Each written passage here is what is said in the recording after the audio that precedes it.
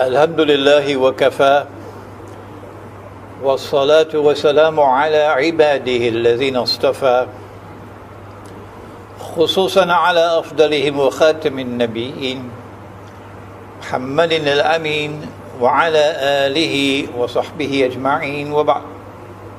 Respected Imam, brothers and sisters here at Masjid Al-Ghufran, the masjid which is very dear to our hearts, here in Tamantun, Dr. Ismail, district of Kuala Lumpur in Malaysia. Assalamu alaikum wa rahmatullahi wa barakatuh.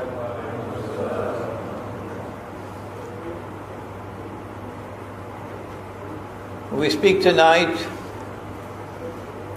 on a subject of tremendous importance at this time.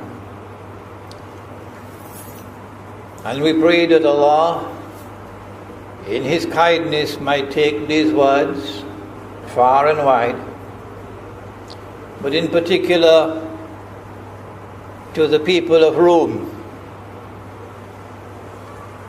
to the people therefore of Greece and of Bulgaria and of Armenia and of Romania and of Poland and of Hungary and of Belarus and most of all of Russia, that He might take these words to that part of Rome which is located in the Arab world, the Arab Christians of Syria, the Copt of Egypt, and that through these words clarity might come into their minds concerning what is the authentic position of Islam, of events now unfolding in the world. Ameen.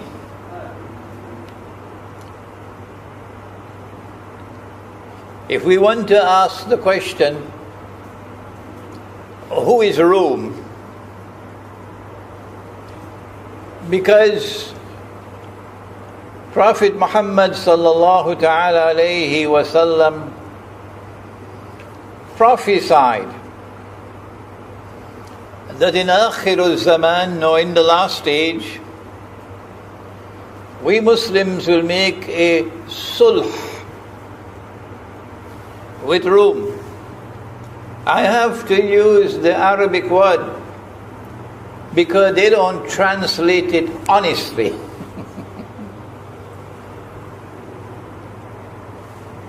A truce is hudna, not sulh. Sulh is peace, and therefore a peace treaty. And a peace treaty indicates an alliance.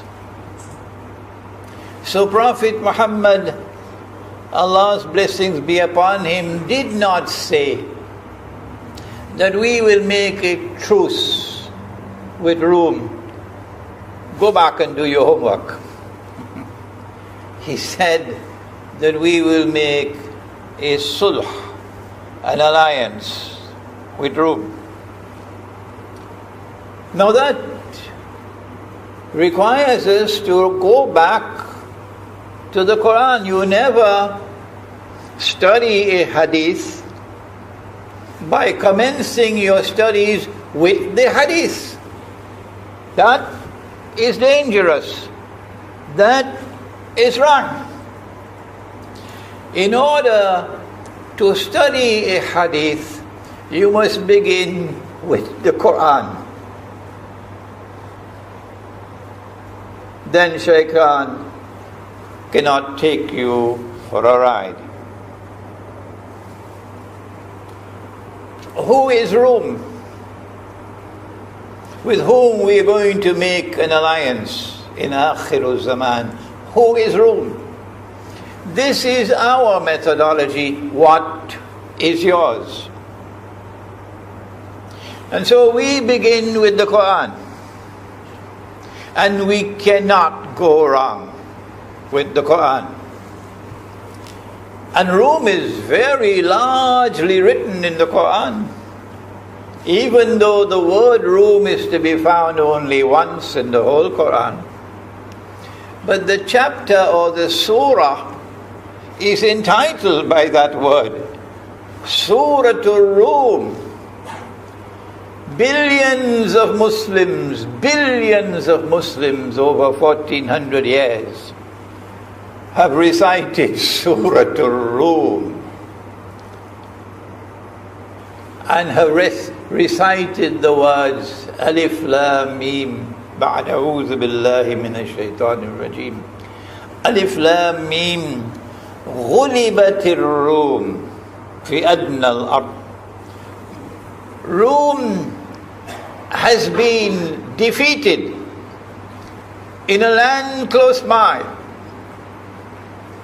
And so Rum existed at the time when the Quran was revealed. I ask you, was Washington an American city at the time when the Quran was revealed? And London and Paris and the North Atlantic Treaty Organization and the Anglo-American Zionist Alliance? Have you no sense? These did not exist at the time when the Quran was revealed. Rum, however, existed at the time when the Quran was revealed, and Rum suffered defeat. And it's not difficult to recognize it because fi adna al-ard, in a land close by, they suffered defeat. So who is Rum? And then the Quran went on to speak and to say, وَهُمْ مِنْ بَعْدِ غَلَبِهِمْ سَيَغْلِبُونَ. But after their defeat, they are going to be victorious. You watch and see.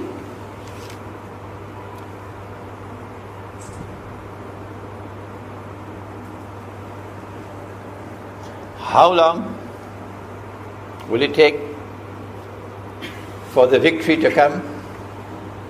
فِي بِضْعِ سِنِينَ, in just a few years. You don't have to wait 100 years. And so said, so done. This prophecy, divine prophecy in the Quran, was fulfilled. And Rum was victorious in a few years' time. So now, who is Rum?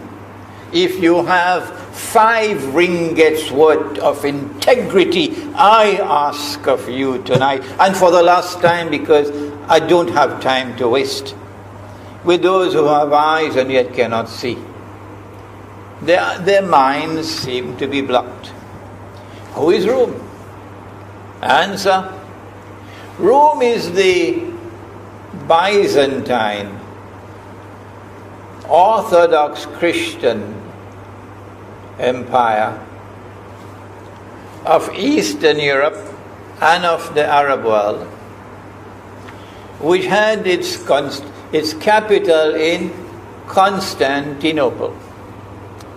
And if you do not know where is Constantinople, I suggest you go and meet a man named Mustafa Kemal, who for mysterious reasons has made it illegal, against the law, to use the name Constantinople. Get lost, Mustafa Kemal. Get lost. This is Rome. There is no other honest answer. The rest are answers which should be sent by Federal Express to a place called Disneyland. That's not scholarship.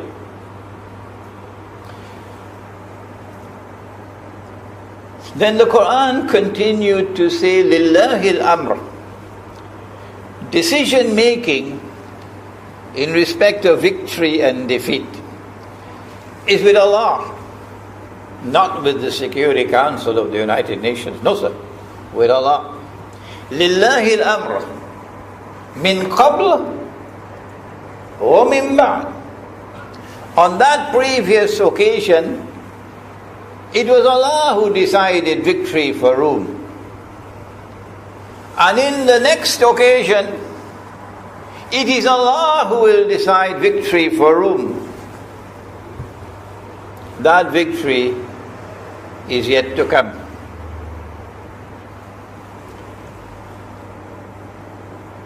وَيَوْمَئِذٍ يَفْرَحُ الْمُؤْمِنُونَ.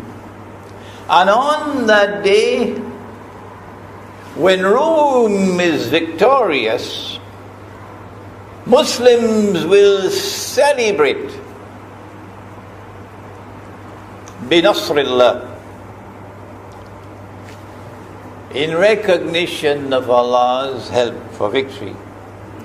يَنْصُرُ لِمَنْ يَشَاءُ يَنْصُرُ مَنْ يَشَاءُ وَاللَّهُ عَزِيزٌ رَحِيمٌ. Allah helps to victory whomsoever Allah chooses, and Allah is powerful and Allah is merciful. So this is Rome. But the hadith says that you will make an alliance with Rome in Akhirul Zaman. So who is Rome today? It cannot be the United States of America. Don't waste our time. We are fed up with your sniping. It cannot be Britain and France and NATO. We are fed up with your foolish sniping. You have lost the war that is a scholarly war because you don't have scholarship. And we are advising you what is the method of scholarship. Rome has to be located in that part of the world which is Orthodox Christian. Christianity is divided into two main camps. One is Rome, which is the Orthodox Christian world. And with that Orthodox Christian world, we have a positive relationship because when they were victorious, we celebrated. And Allah subhanahu wa ta'ala speaks in the Quran about a people in time to come who would be closest in love and affection to us Muslims. And who would say we are Christians? We are Nasara. There are two camps in the Christian world. Which one is it which will have the most love and affection for us in time to come? And for me this is Akhirul Zaman. And the answer is clear. It has to be Rome. Why can it not be the other Christian world? The one which has NATO as its military arm and is encircling Russia. Let us go again to the Quran, because woe unto you if you neglect the Quran as a scholar. If you choose to turn to guidance to the New Straits Times or the television station or some political advisor somewhere or the other, and you neglect to go to the Quran for your primary source of guidance, you will pay a price for that. The Quran speaks, and I believe here in Masjid al-Ghufran, we have already explained this passage of the Quran. It is in Surah Al-Ma'idah, and I don't have the time to expand, so you'll have to forgive me, we got a contract. Ya ayyuhalladhina amanu, O you who have faith in the one God, لا تتخذوا اليهود والنصارى أولياء بعضهم أولياء بعض. Do not take such Jews. Allah is not speaking about all Jews. And do not take such Christians. Allah is not speaking about all Christians.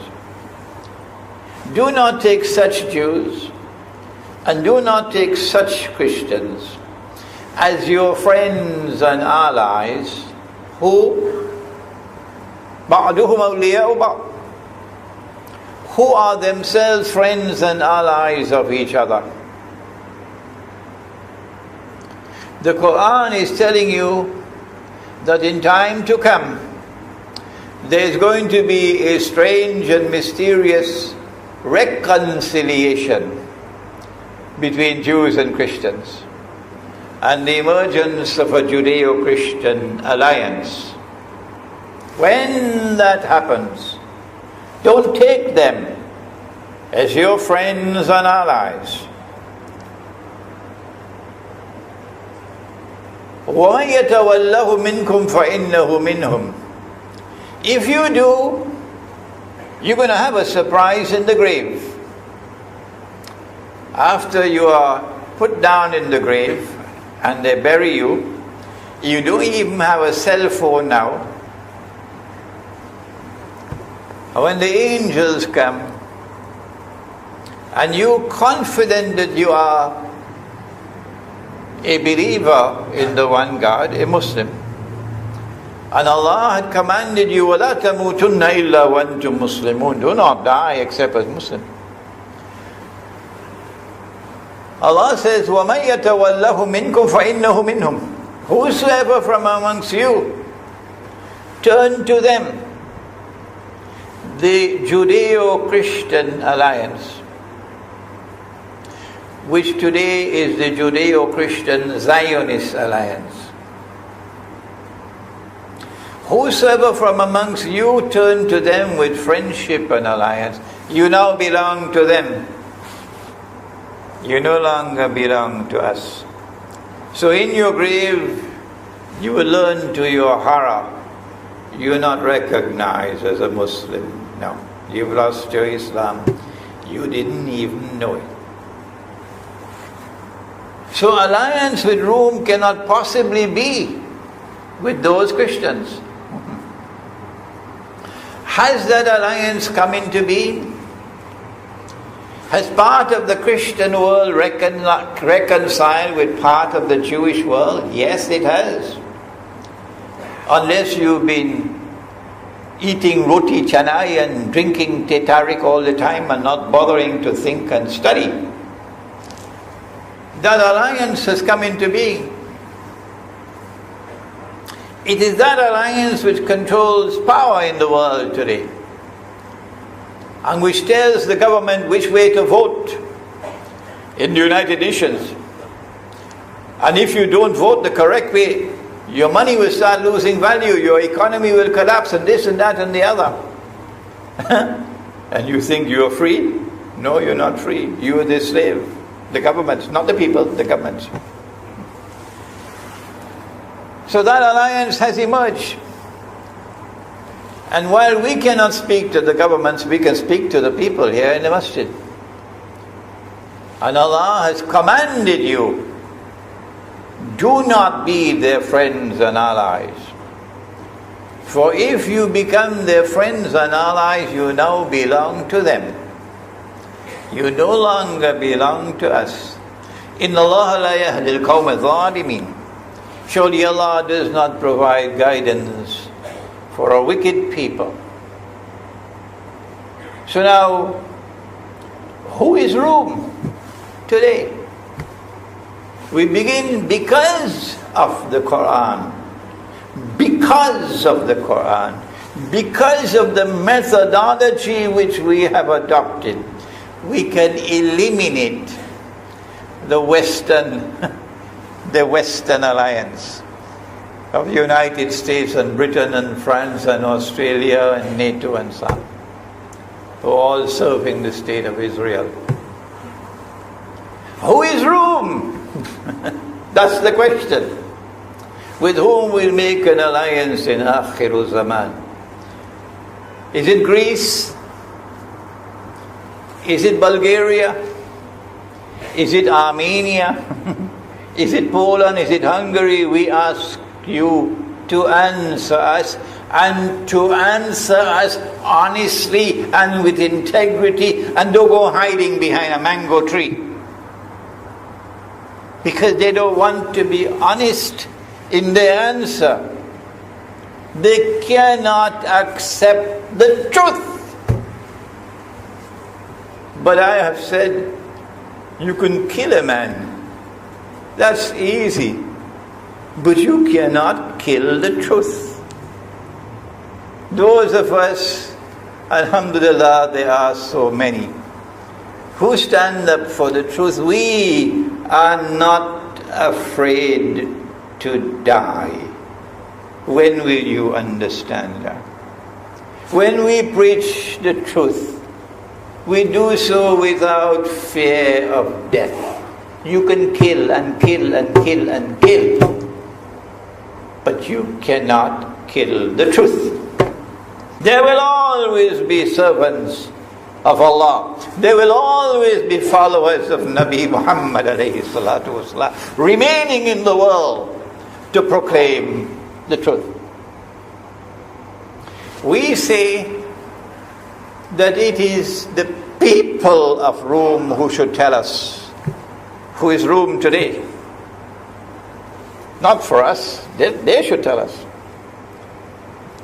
And when the Ottomans conquered Constantinople in the year 1453, I think, they, the people of Rome, they are the ones who then recognize that the capital of Rome is no longer Constantinople.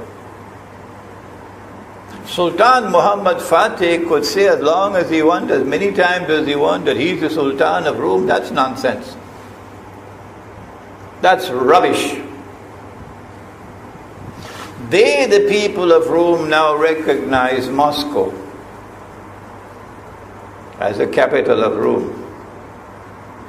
If you differ with them, what status do you have to decide for them?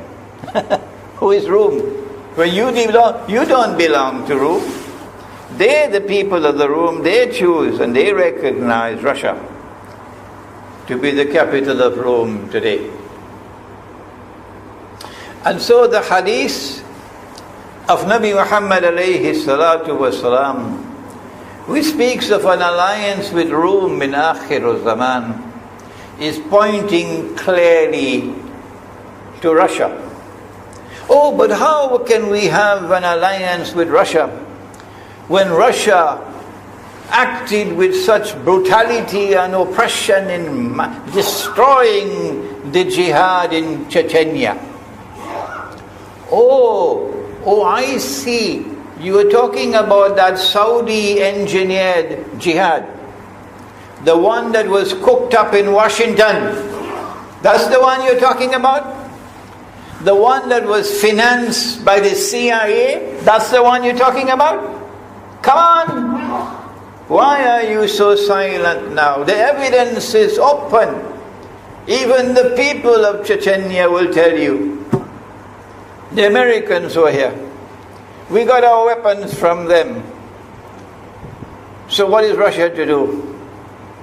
When the United States is trying to destabilize Russia with a Yankee jihad, another Yankee jihad, you going to blame Russia for responding to protect itself from attack from the United States?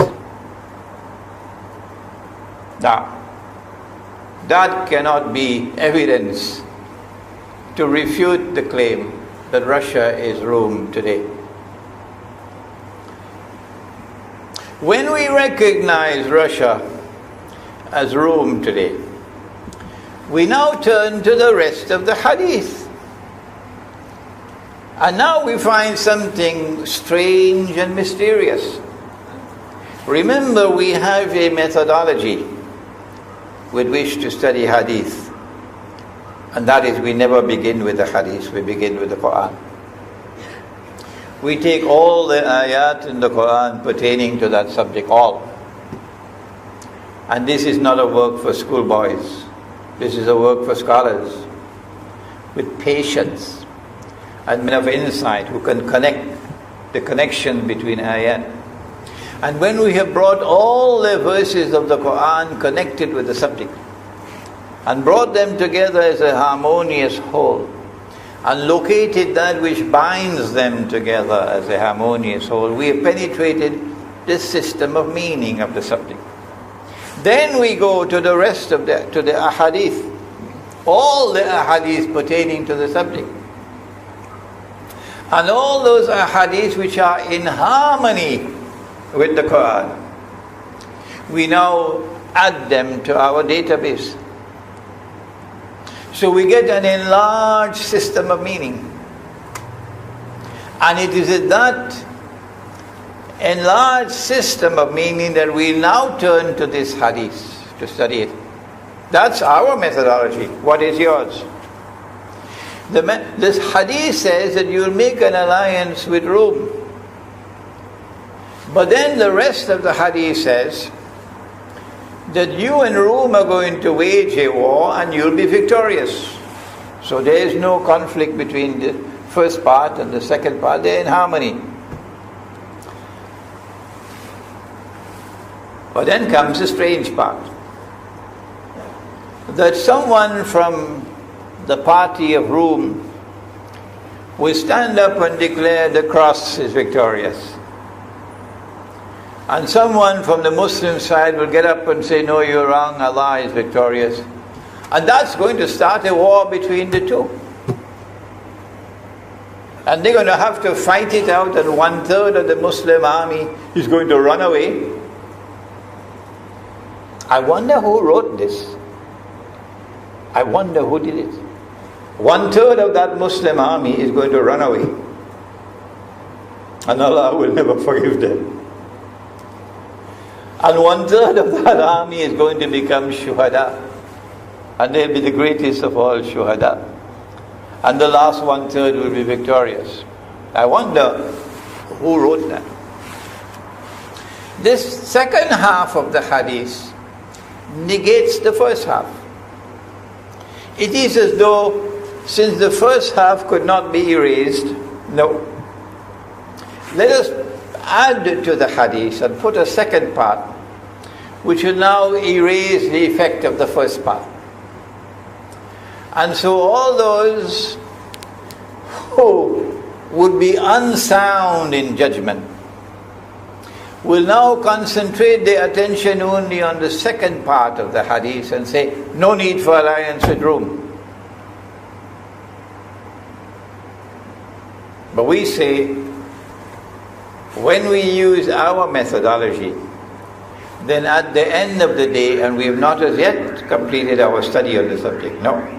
At the end of the day, we will confirm that we were right in putting a question mark behind this part of the hadith.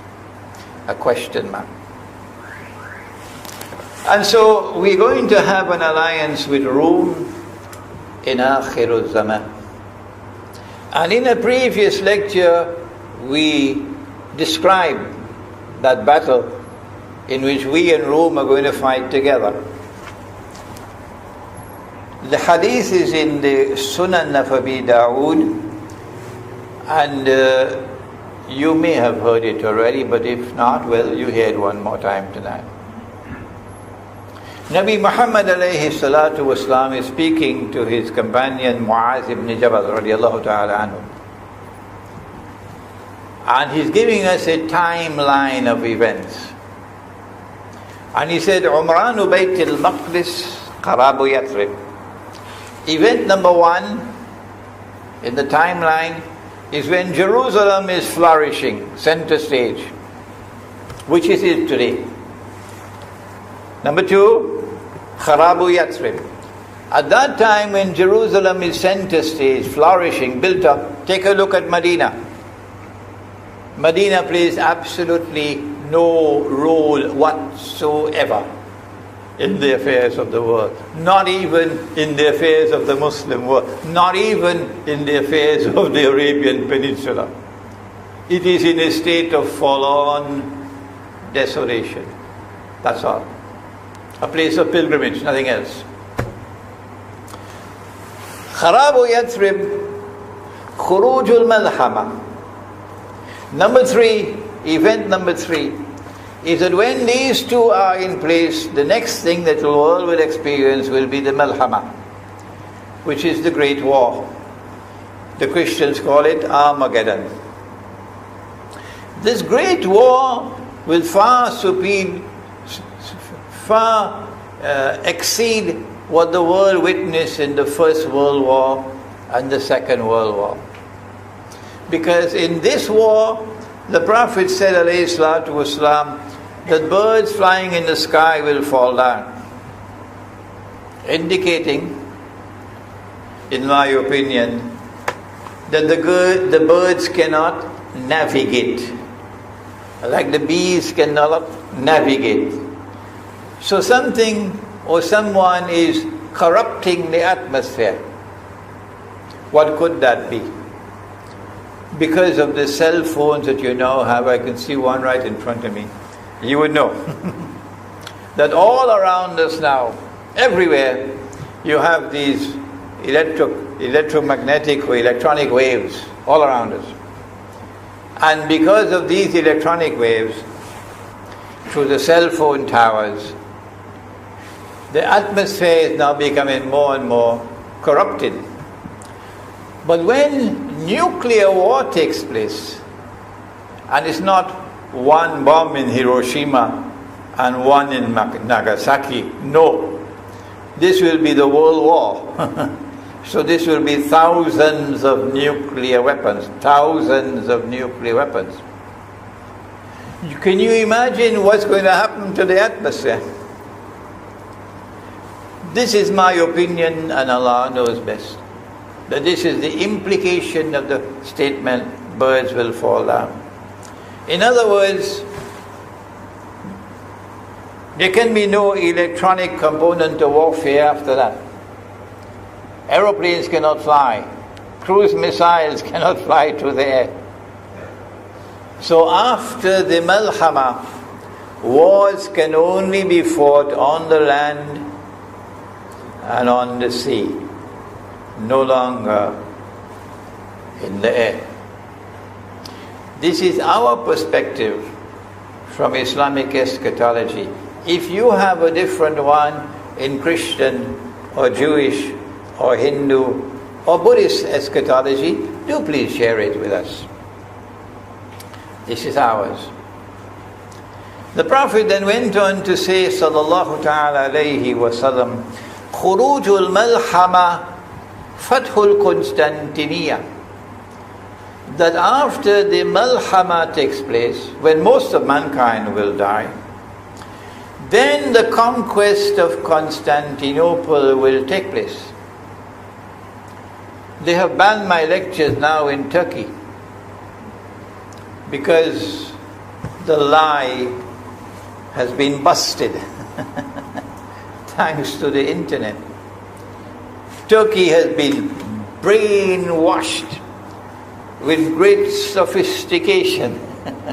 The Turkish people have been brainwashed to believe that the conquest of Constantinople took place, the one prophesied by Nabi Muhammad alayhi salatu wasalam, took place in 1453 with Sultan Muhammad Fatih. So it comes as a rude shock to them that is a lie. The conquest of Constantinople, prophesied by Nabi Muhammad alayhi salatu wasalam, is yet to occur. So they ban me now in Turkey. And my answer is, you can shut the door, but Allah can open it. So our duty is simply to teach and to proclaim the truth with humility. Why is it so important? The conquest of Constantinople taking place immediately after the alliance with Rome. Immediately after the Malhama, or the Armageddon. It is because the conquest of Constantinople is of such strategic importance that we have to go back now to Islam, Russia, Crimea, Ukraine. That is the context that allows us to understand events which have been unfolding. They had a master plan for Russia. But those who are our critics are such people of such intellectual simplicity. Allahumma jalla jalaluhu.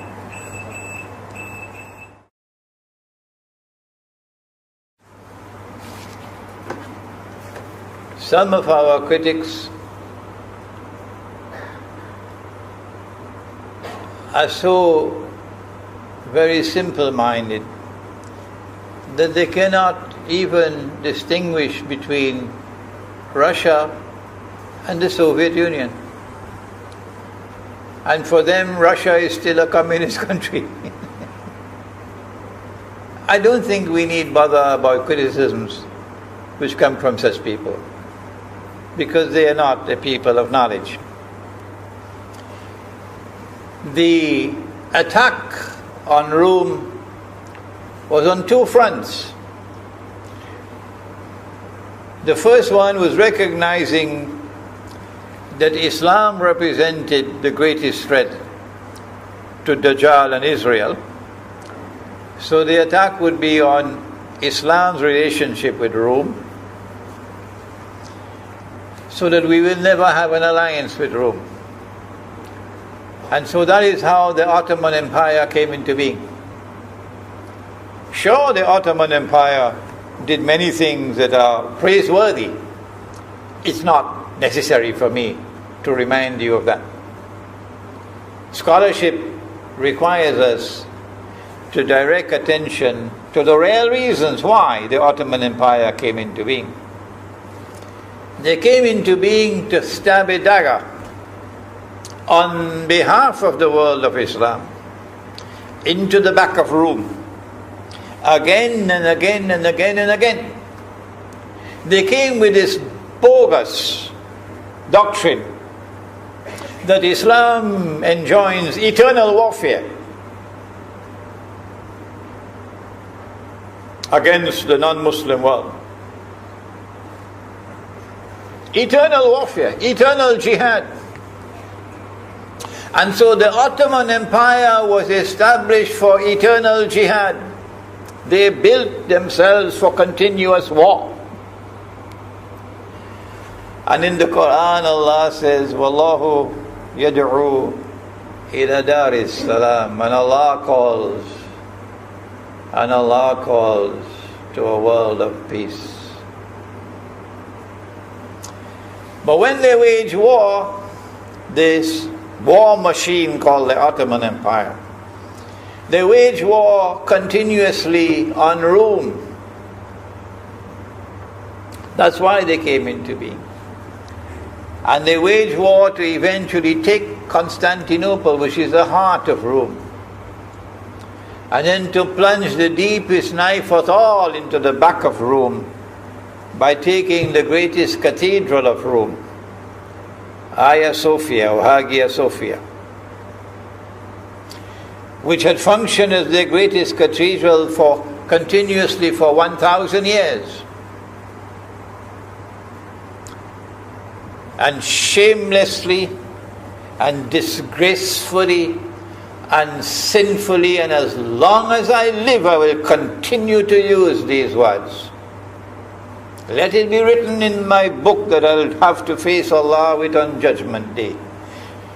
Disgracefully, shamefully, sinfully took that cathedral and transformed it into a masjid, to the eternal shame and disgrace of this ummah.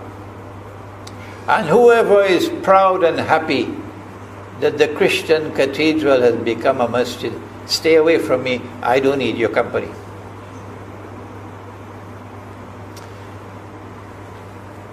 They did more than that. I have time to speak of only one more thing.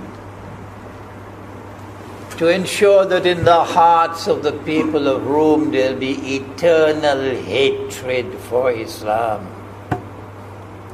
Is it the sunnah of Prophet Muhammad alayhi salatu wasalam that when you defeat an enemy on the battlefield, the anfal, or the spoils of war, the anfal. There is a chapter of the Quran called Al-Anfal.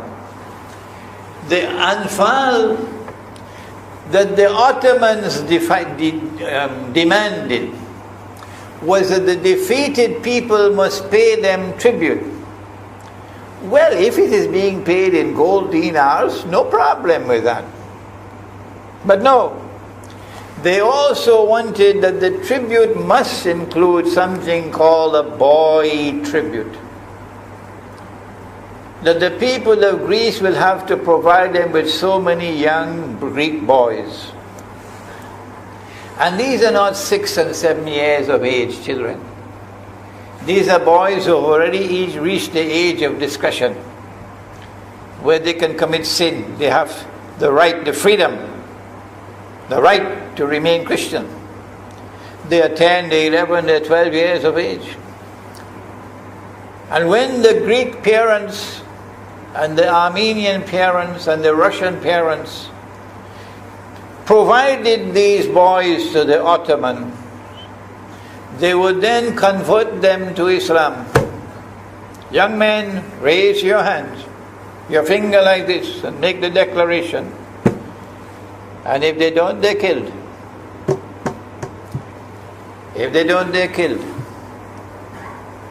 If you still want to honor your Ottoman Empire, even after this disgraceful display, which is not in the Sunnah, no, and which leaves eternal hatred in the hearts of the people, then stay away from Imran Hosein. Don't bother to listen to my question. Just get away from me, because you are a brainwashed people. What more can I do?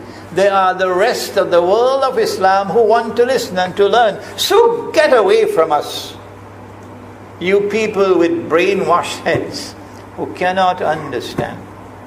So simple things, why can't you understand? That this was deliberately designed, demanding that boy tribute after every war.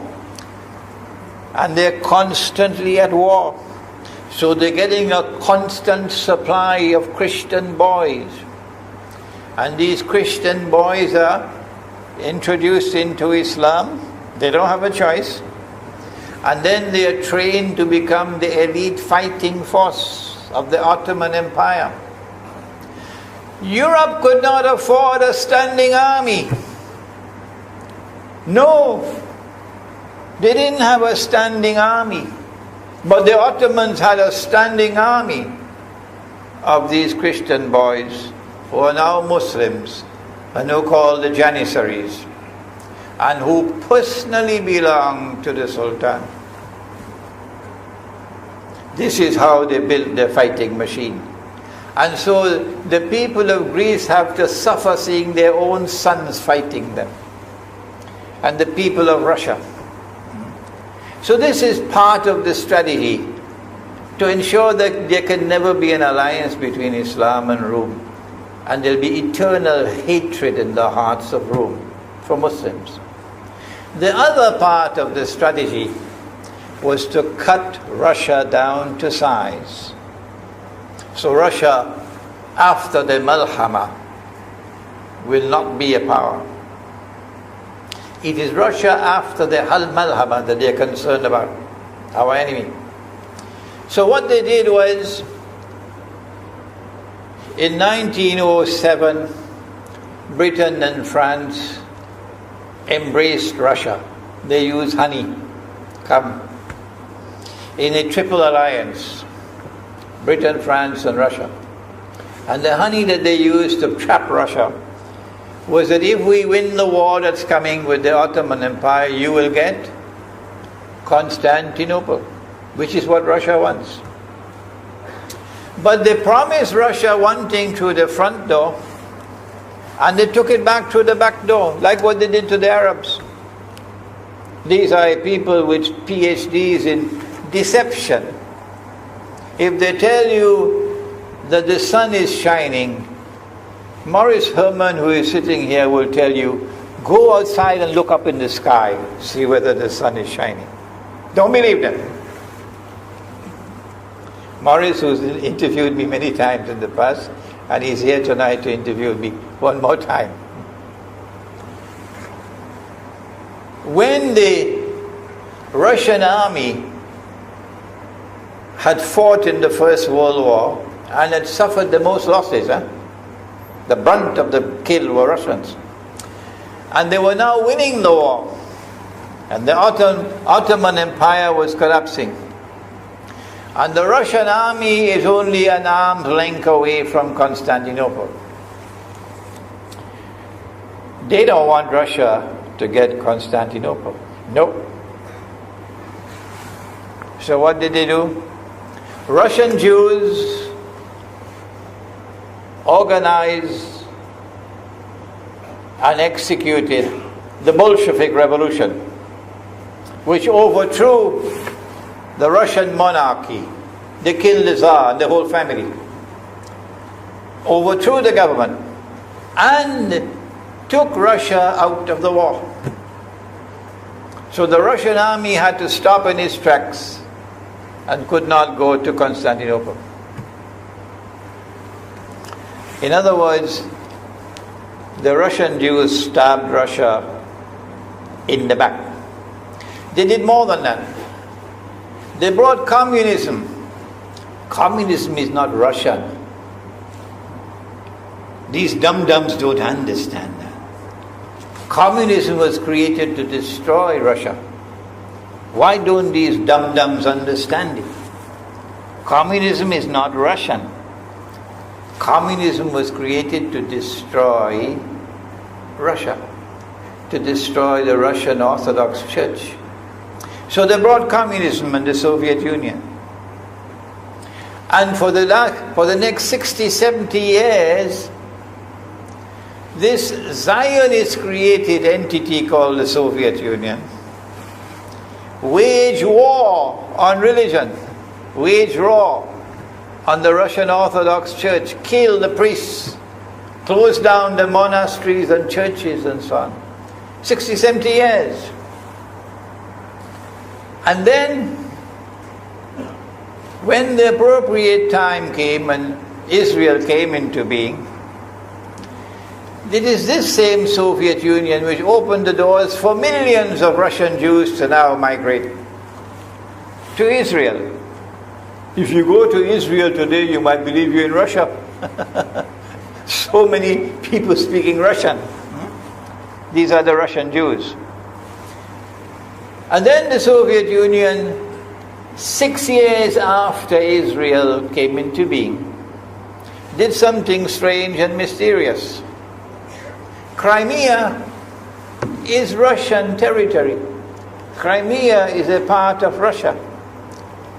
The Soviet Union decided to give Crimea as a gift to Ukraine. Why did they do that? The historians don't tell you. So let Imran tell you. They gave Crimea to Ukraine in order to stab Russia in the back one more time. Because if Russia loses Crimea, it will enhance Israel's security. The Russian Navy is based in Crimea. And there's a straight line from Crimea to Constantinople. To get out of the Black Sea and to get into the Mediterranean Sea, you got to pass through the Bosphorus. And the city of Constantinople is located right there on the Bosphorus. So they gave Crimea as a gift to Ukraine. They never bothered to consult the people of Crimea and get their consent. No. They never bothered to seek the permission of the Russian people. No. But Washington doesn't want to hear that. The foolish man who now sits in the White House of the United States, the foolish man who would like to pretend that he's a man of wisdom, he doesn't want to hear. But what are the rights of the Russian people? Were they not violated? Do they not have the right to correct Iran and recover the territory which was unjustly taken away from them on Israel's behalf? Obama doesn't want to hear that. It's inconvenient for them. But in this masjid, we will expose whether it's convenient to you or not. They did more than that. Not only did they give Crimea to Ukraine, but earlier on they gave eastern Ukraine. Eastern part of the now eastern Ukraine was Russian. It was Russian. And the Soviet Union gave it as a gift to Ukraine. Why is it being given to Ukraine? Answer is that when the proper moment comes, the same people who brought the Soviet Union into being now have a method by which they can cause it to collapse. The method that they're using now in Venezuela, popular demonstrations, they did it in Egypt, they did it in Tunisia. They are masters of that. They did it with the Soviet Union. I used to think that the Soviet Union collapsed because of Allah's kindness. But I was wrong. No, it was the Zionists who brought down the Soviet Union because they didn't need it anymore. Like tomorrow they wouldn't need you anymore, Saudi Arabia. And they wouldn't need you anymore, Islamabad. When will you understand that? They'll just throw you to the dogs. You served them long enough. So they brought down the Soviet Union. Why? So that Ukraine might emerge as an independent state. That's danger for Russia. They prepared the way. And now Ukraine emerges as an independent state. So the rope is around Russia's neck now.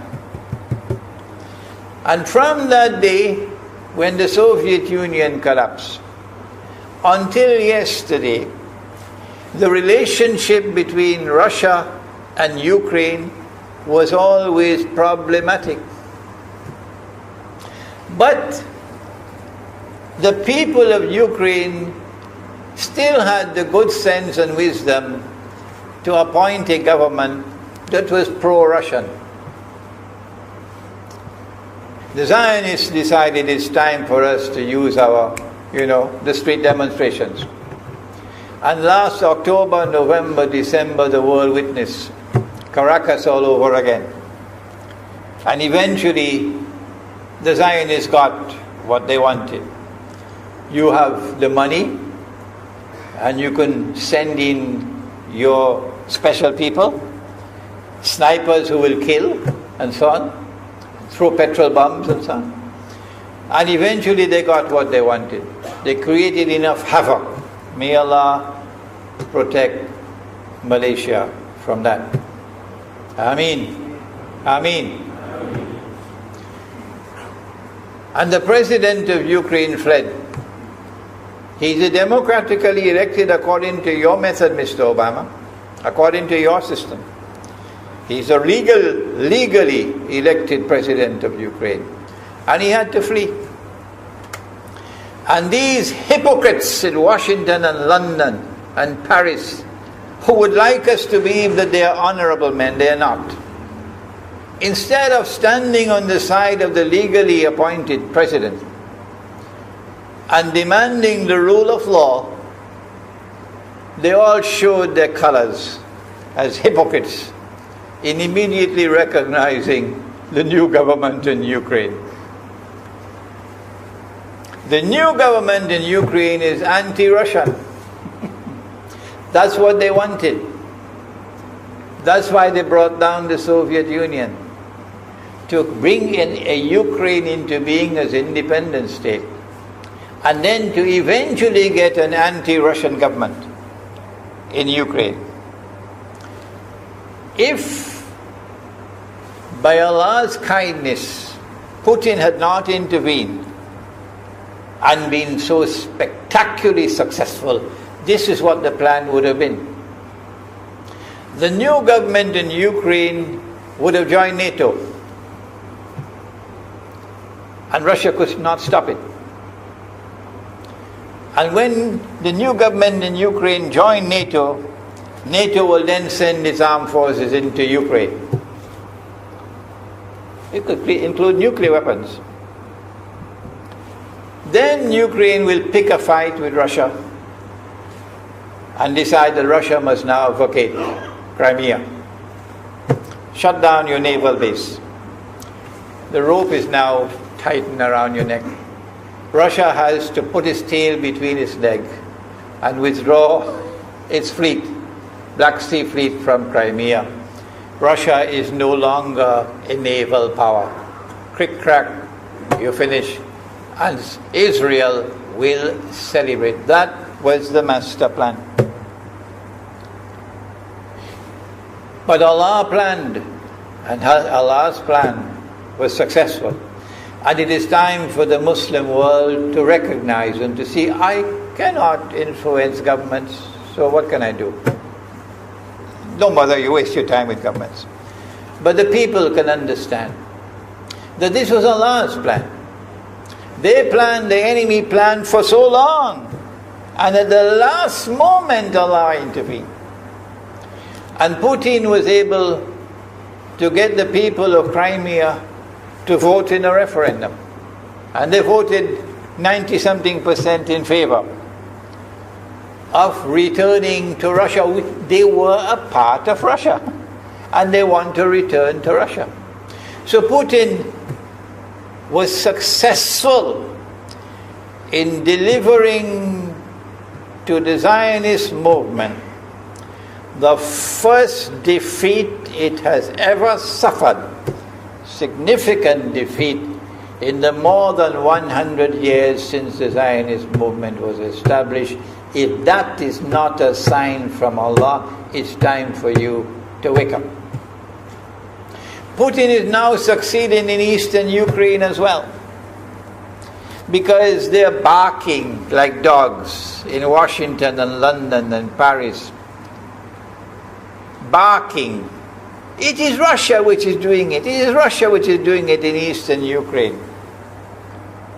Oh, but when the Ukrainian government sent the Ukrainian armed forces into eastern Ukraine, they don't want to fight. They say, we will not fight our own people. They refuse to fight. So the only way that the government of Ukraine could now stamp down the insurrection, the popular resistance in eastern Ukraine, is by calling on Washington, come and send your Marines. And then what will Putin do? The Russian armed forces are amassed on the Ukrainian border. So the Ukrainian soldiers are refusing to fight their own people for two reasons. Number one, why should we do your dirty work for you? We're not going to fight our own people. That's not what soldiers are for. And number two, if we make the mistake of using guns on these Russian-speaking Ukrainians, what will the Russian army do to us tomorrow? And they have already said, Putin has already said, we are going to intervene to defend our people. He's already said it plainly. The writing is on the wall. Putin has won a victory in Crimea, whether governments like it or not, whether governments vote this way or that way, is now irrelevant, because we all know that they have to vote where the butter is. Putin is on his road to a second victory in Ukraine. And they can't take defeat after defeat. So the writing is on the wall. Exactly as Nabi Muhammad alayhi salatu wasalam has said, that we are now moving towards the malhama. How long would it take? I don't know, and you don't know. But the malhama is coming. How should we respond? The answer is, if you are living on the doorstep of the malhama, is it not time for you to devote attention to the study of the subject? To the study of ilmu akhirul zaman? I leave you with this, that if you care and respect the intellect that Allah gave you, the rational faculty that Allah gave you, it's time to wake up and to begin the serious study of the subject of ilmu akhirul zaman.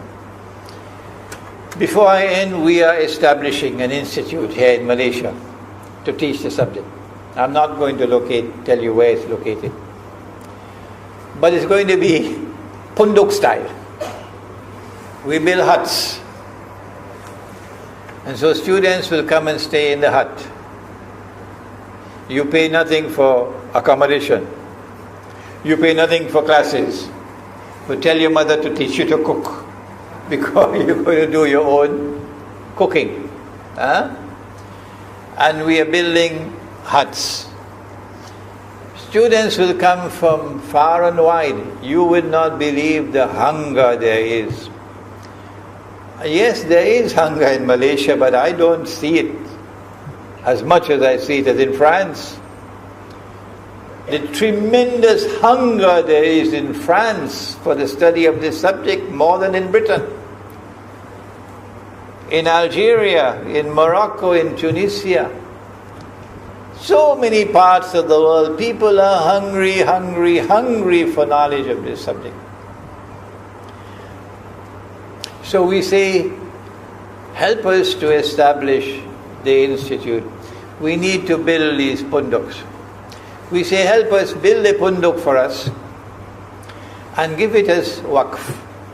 Now you must not say waqaf, because the word is in the Quran, you must pronounce it as it is in the Quran. So you give it as waqf. But after you give it as waqf, you have the right to come and stay in that punduk whenever you want. Come with your wife, come and stay in the punduk as any time you want. It is when you are not in the punduk or in the hut, then students can come and stay in the hut, and you will get the barakah, sadaqah jariyah. So if you are interested in helping us, our deadline is November to start classes. We need to build enough huts. I think we need another 13 or 12 huts. We just got the last one from Brunei. There's a brother Yahya Ibrahim sitting right in front of me here. So please meet with him and discuss with him and make a promise or make a pledge that you will build a hut for us, inshallah. ربنا تقبل منا إنك أنت السميع العليم وتب علينا يا مولانا إنك أنت التواب الرحيم برحمتك يا أرحم الراحمين. Ameen. We have some time. The Imam has given time for questions.